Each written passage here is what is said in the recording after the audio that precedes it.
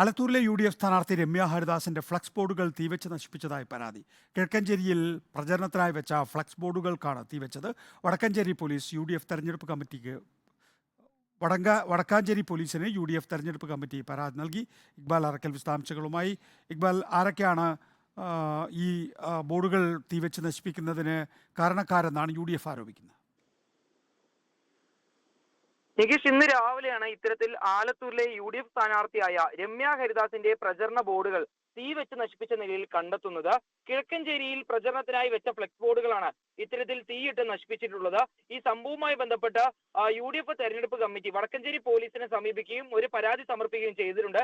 കഴിഞ്ഞ ദിവസം കുഴൽമന്നം ചന്തപ്പുരയിൽ സ്ഥാപിച്ചിട്ടുണ്ടായിരുന്ന LDF സ്ഥാനാർത്ഥി K രാധാകൃഷ്ണന്റെ ഫ്ലെക്സ് ബോർഡുകളും സമാന രീതിയിൽ തീയിട്ട് നശിപ്പിച്ച രീതിയിൽ കണ്ടെത്തിയിരുന്നു.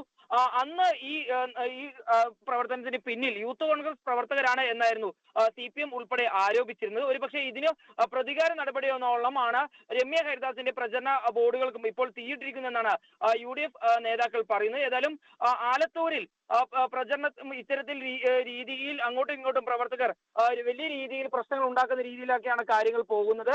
രണ്ട് സ്ഥാനാർത്ഥികളുടെയും പ്രചരണ ബോർഡുകൾ ഈ പാർട്ടി പ്രവർത്തകർ ചേർന്ന് തീയിട്ട് നശിപ്പിക്കുന്നതോടുകൂടി പോലീസ് ഈ വിഷയത്തിൽ കാര്യമായി തന്നെ ഒരു ഇടപെടൽ നടത്തുമെന്നാണ് ലഭിക്കുന്ന സൂചനകൾ. നിലവിൽ കുഴൽമന്നം പോലീസും അതുപോലെ തന്നെ വടക്കഞ്ചേരി പോലീസുമാണ് ഈ രണ്ട് സംഭവങ്ങളും അന്വേഷിച്ചു വരുന്നത്.